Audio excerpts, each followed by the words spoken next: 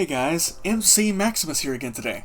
Today we're going to be doing something that I've seen very few people trying to show off, that is ender pearl stasis chambers.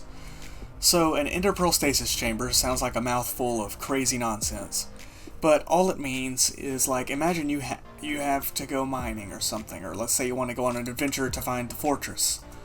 Well, obviously you're going to need a way home. And most people have a really hard time getting home sometimes, especially if you don't have a map or if you don't know your way back just by yourself or have set up some kind of way to get back. This is the best way to get back in like an instantaneous time. You can set up any kind of time limit you want to, and then whenever that time limit ends, you immediately teleport home. So we're going to give you a gist of it right here, and then we're going to show you how to build it. So if I drop this ender pearl on the left side here, this is the way we got it set up. We tried to make it as simple as possible because we saw a lot of videos where people did not do very well. So you see this ender pearl is literally just floating here. If we walk over here, we've got a timer set up. This is a redstone timer. And for anyone who needs to know, for a timed hopper, if you want to have exactly 1 minute, you need 150 blocks. It's 2 stacks and 22 blocks. So I usually use sand to make it look like a sand timer. 22, set it in here. Now when we unclick this in exactly 1 minute, it's going to pop open.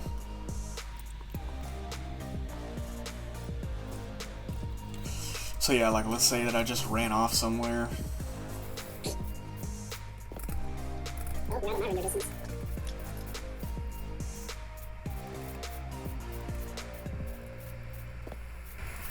This is like the longest minute ever. No kidding.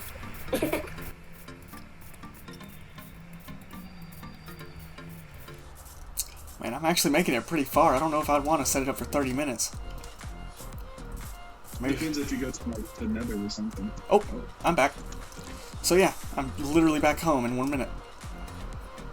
So, let's go ahead and get into the crazy stuff about this. And, these are all the blocks you're going to need in your inventory to make this. You're going to need a oak fence, an oak wood slab, a sticky piston, a redstone torch, redstone comparator, a water bucket, an ender pearl, obviously, and some soul sand, some honey blocks, some oak wood planks, some redstone, some chests, at least 2, a hopper, redstone repeater, and a lever. Now, the only reason this looks like a piece of garbage is because we wanted to have all of the redstone open so that you can see it. We're building a better version over here. But anyhow, so the way that these honey blocks are actually stopping the ender pearl from hitting anything, and I'm going to explain this in detail because most of the videos that I watched on this subject did not explain why the honey block stopped it at all. So honey blocks, like let's say an entity or something gets on them, you'll see that it's slowed down right there. We'll do it a little bit bigger. See how the item slows down? Even people slow down. But that essentially slows the ender pearl enough that it gets stuck in this water down here where the soul sand is pushing it up. And it gets stuck in a stasis. And it stays there for as long as you need it to. The reason we're using these oak fences is so that whenever the timer ends, you don't get suffocated by this fence. Instead, the game just says, hey, that's not a full block, so it's fine. Then you've got these oak wood slabs on the sides here so that whenever you get stuck in this block, because this is where you're going to get teleported to, you can actually just walk right out. And we have this block up here because sometimes the ender pearl will shoot up for no reason and it'll hit this block instead of just getting stuck in the stasis forever, and you won't have the glitch of being stuck in there forever. But make sure whenever you're throwing the ender pearl, you want to have your body completely against this. As you can see right here, you'll look down all the way and try to get your camera focused on this part of this honey block, and you'll press it and it gets stuck in there. You want to stay on that same side every time you use it so that it, like I said, if that glitch where the ender pearl shoots up and doesn't hit anything, it'll always hit this block. And you can do multiple ender pearls. That'll make it to where you can have like 2 players using the same stasis chamber. You'll both come back at the same time. Trying to hit this ender pearl. There we go. If that were the case, though, you would have to put another block right here, just in case the other person's ender pearl decided to do the glitch as well. Right. And it is very important to put this fence in the middle. This helps you to be able to perfectly throw that ender pearl inside there. Let me put this right here.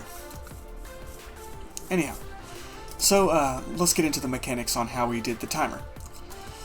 So, over here we've got the levers hooked up to 2 wires. This wire is going to stop this hopper from moving at all. So you have time to put whatever blocks you want inside the chest in the chest. So like, if I take these out and put them in here, while the lever's on, these blocks won't move because this hopper is activated. And then this side is over here turning the piston itself off with the redstone inverter, just a torch hooked up to a repeater. And then right here you've got a redstone comparator. This basically tells whether there is an item inside of whatever it's hooked up to. So right now it's hooked up to this hopper. So the second that it detects even 1 block in this hopper, it's going to send a redstone signal through, and it's going to tell this piston, hey, it's time to go up. But since it's an inverted area, whenever we undo this, this side is going to come undone, and this side is going to be unpowered as well.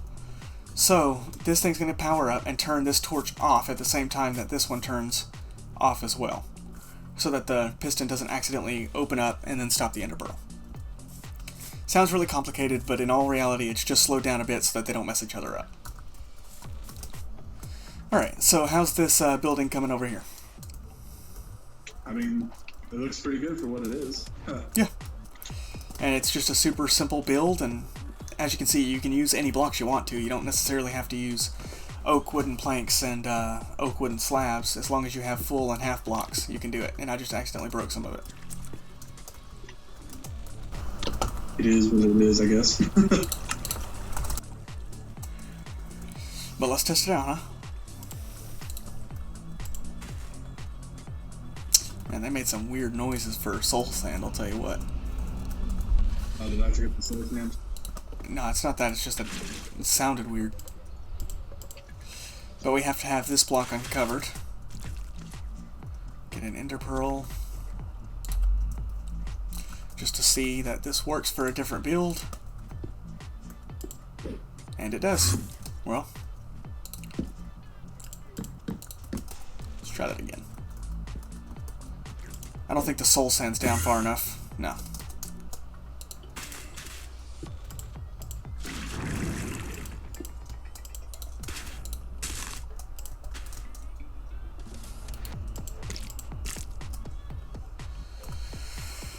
Oh man, get this water bucket.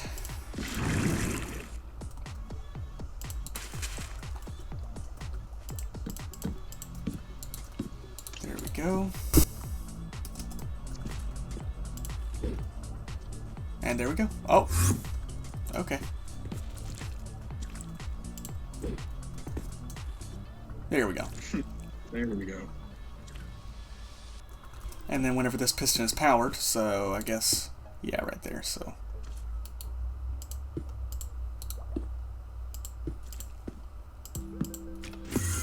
Yeah, works just fine. So, Tretna, would you say that we played Minecraft to the max today? Pretty sure we have. I don't know who to give credit for because I don't know who originally came up with this idea, but stasis chamber is a nice touch. Yeah, it's a really nice little build for survival. So, as always, guys, play Minecraft to the max. We'll see you next time.